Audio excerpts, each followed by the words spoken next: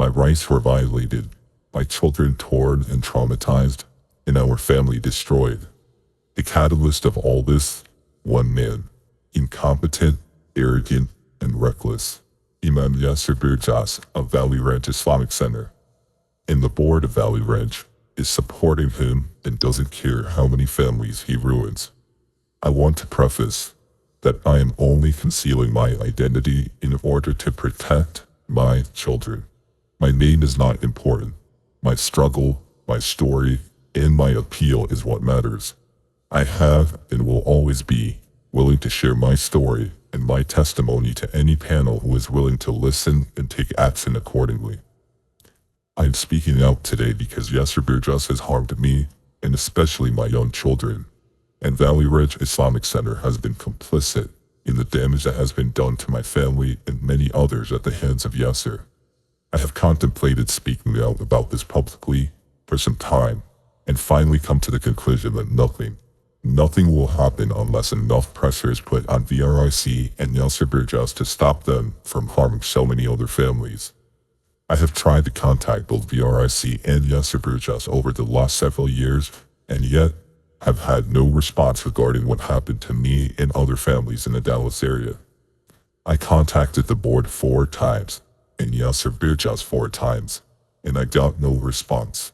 And I continue to see family after family getting harmed and ripped apart by Imam Yaser, and VRIC does nothing, absolutely nothing.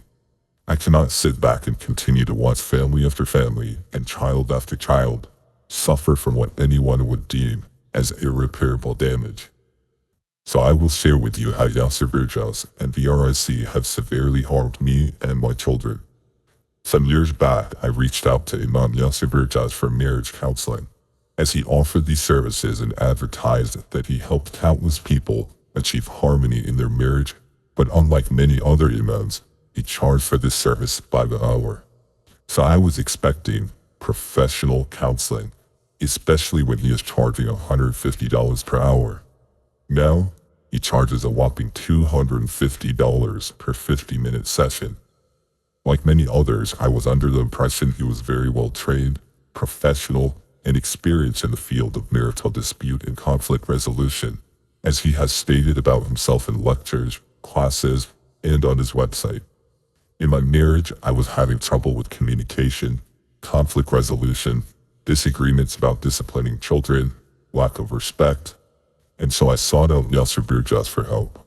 Since then, I have seen a licensed non-Muslim psychologist and licensed Muslim counselor. I would like to share with you my experience and let you decide for yourselves if Yaser Birjas is providing a beneficial or even ethical service to the Muslim community. First, I would like to pose several questions. Should Muslims in general and community representatives provide, offer, or advertise mediocre or subpar services to the community? Do you expect your mechanic to be your dentist, your doctor, personal trainer, or even tax accountant? Of course not. But somehow many imams believe they can be experts at everything. They can be a scholar, teacher, khatib, family counselor, motivational speaker, life coach, and the list goes on and on. Is it even possible to perform at an acceptable level in all these different areas? Should we disregard, avoid, and intentionally ignore critical feedback, especially when there is an intention to prevent further harm to the community? Oftentimes I hear the argument that we should not speak negatively of other Muslims or imams because it will harm them or ruin their reputation. But what about the countless lives they are harming? What about all the children that have been harmed because people didn't want to speak up?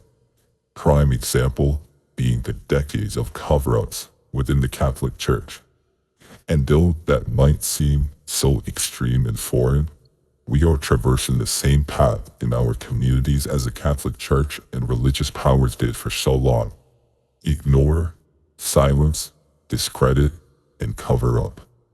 Our Prophet ﷺ explicitly warned us about this when he said, "You would tread the same path as was trodden by those before you, inch by inch and step by step, so much so that if they had entered into the hole of the lizard, you would follow them in this also. We said, Allah's messenger, do you mean Jews and Christians? By your words those before you? He said, who else than those two? To begin, my relationship with Yaser Birjas started 6 years prior to, quote, marriage counseling. And like many others, I admired and looked up to him as a role model. I invited him to several private events and got to know his family at Holocaust and at VRIC. I respected him and still respect him for the benefit that he provides, but specifically in his scope of expertise. Later, I was having difficulty in my marriage and needed help. Naturally, I was drawn to a Muslim counselor who can understand both the Islamic perspective and give good marital advice. After all, Yaser Birjas teaches a lot of courses on love and marriage. Surely, one would assume he would be the best resource from whom to seek assistance and guidance. In comparison to the licensed counselors that I mentioned, after seeing Imam Yaser for counseling, my impression of him changed drastically. He was very critical of what I may have said or done. He did not demonstrate much empathy, made me feel guilty, and spent much more time talking than listening. In other words, Imam Yaser made things worse, drove more of a wedge between my former wife and myself, all while running the clock and charging us for it. He gave generic and vague advice. Be patient, change happens, be proactive, and went through a system of teaching about the stages of marriage rather than addressing the current issues by problem solving and skill building. On top of that, he was extremely unprofessional, which I will elaborate on. When I went to licensed therapists, they were much more engaging, professional, empathetic, listened more and asked a lot more questions, addressed the current issues, and taught effective conflict resolution, coping, and other relationship skills.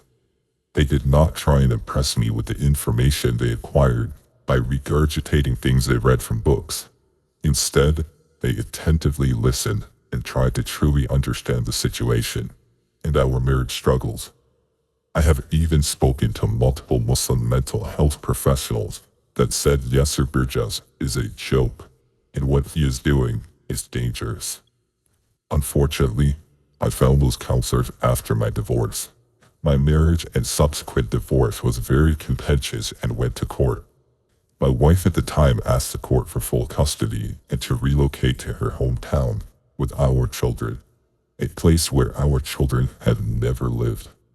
Imam Yaser was named as a court witness, and after seeing his opinions and experiencing his counseling, he made it clear to me that his role as a marriage counselor is inappropriate and detrimental to the Muslim community. As you can see in this email, Imam Yaser Birjas stated that he will not get involved if our divorce went to court. However, in the court documents he was asked to voluntarily give his testimony regarding my marriage situation, and he willingly gave an uninformed and irresponsible testimony and recommendation. Once again, that he was never subpoenaed for, and he was never required by law to do so, but he did it anyways, voluntarily. Non-Muslim professional counselors require a subpoena, provide confidentiality agreements, and try their best to avoid testifying in court to remain neutral and ethical. This is not the case for Imam Birjas. There are many terms used to describe people that say one thing and do another. I'll let you figure that one out. In his first email, after a joint counseling session, and I asked Imam Yaser what I can do to solve my marriage problems. Instead of advising me what a typical marriage counselor would advise, that is, to learn conflict resolution skills, or education about the roles of the husband and wife, or compromise on this or that, he said, quote, with utmost patience, and with that which is best, just like Allah ordered in Surah Fussilat, and he guaranteed positive change will happen. This is not useful or practical advice at all.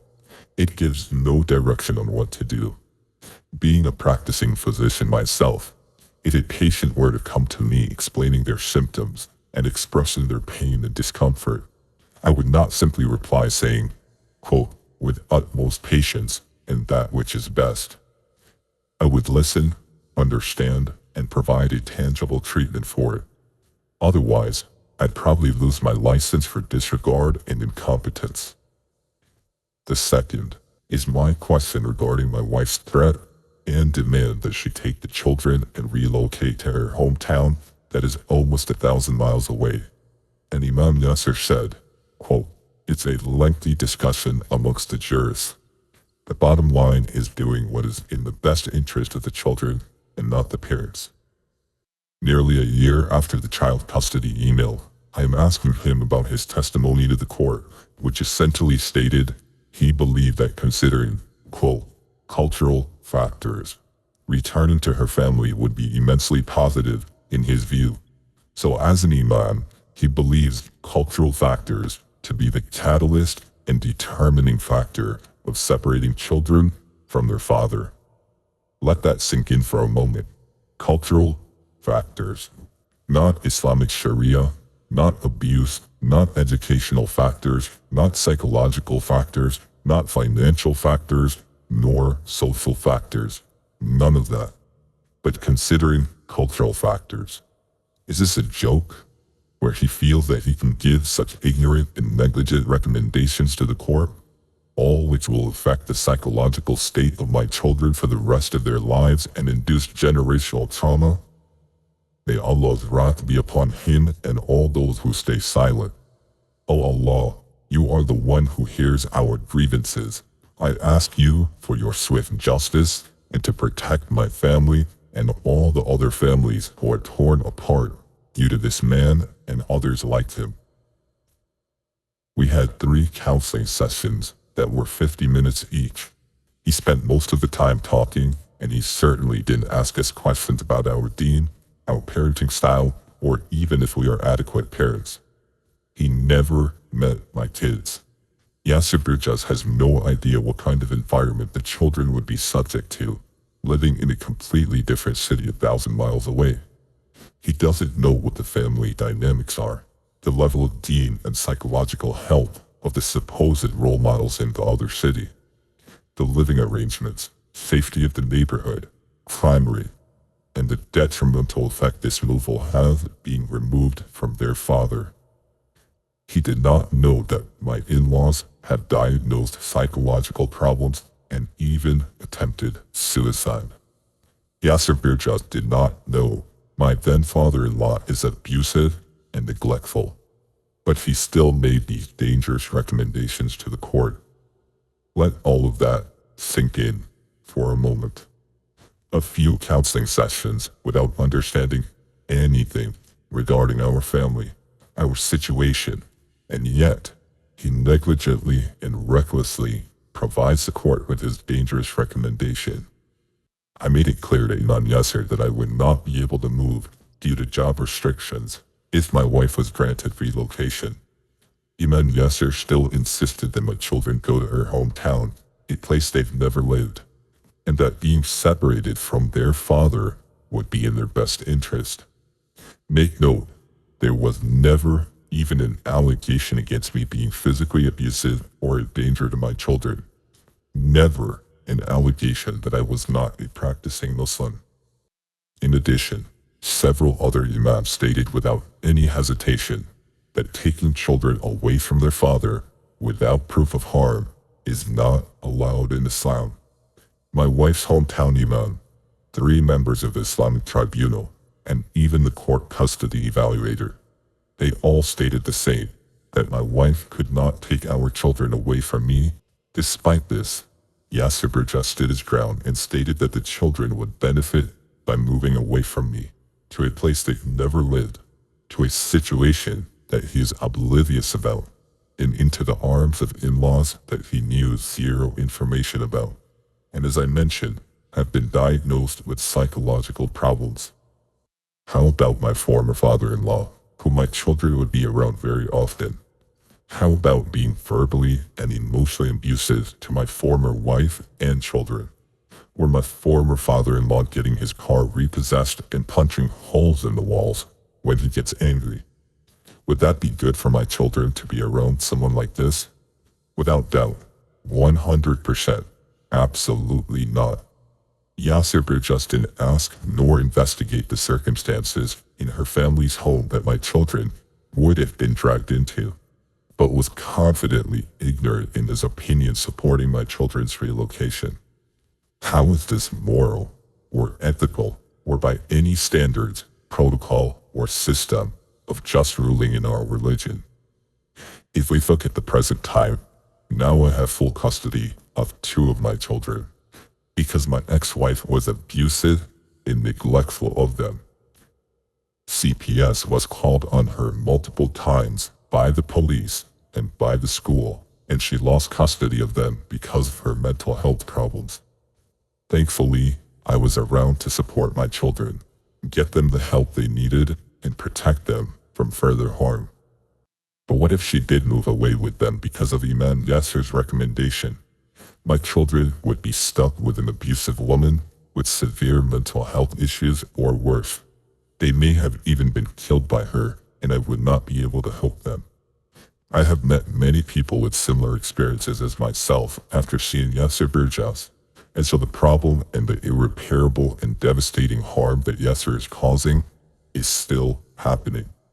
This is harmful not only to adult men like myself, but more importantly, to the children involved and the generations after, in families torn apart because of his quote, counseling. Think of your own children or grandchildren. Would you want them to go to an imam who dabbles with no formal training in counseling and that cannot be held accountable? Or an expert with years and years of experience under their belt who practices in their field every minute of their working lives, who also have mandatory continued education training every year, and a board overseeing their practices and disciplining licensees if necessary? Yaser Birjas is a danger to the public and to our community, as well as the VRIC board of directors and trustees who refuse to implement any form of oversight of his counseling, or hold him accountable to the countless people who are upset and feel cheated by his incompetence. What will you do to protect children from Imam Birjas? On the day of judgment, can you say you did everything you could to prevent Imam Birjas from harming another family? The question is not whether our community failed us, but rather, did we fail our community? For all the other imams and religious leaders that stay quiet, shame on you. You don't stand to defend the rights of others. You only stand to defend and maintain your own positions and worry about your own livelihood. And for the community of VRIC, ask yourselves, what would you do if your children were separated from you due to your imam's sheer negligence and incompetence? Do not for a moment think that our Lord would stand by a people that stay silent when there is oppression and transgression, and yet they turn their cheeks. Allah says in Surah Nur, verse number 30, "Indeed, Allah is aware of what they do."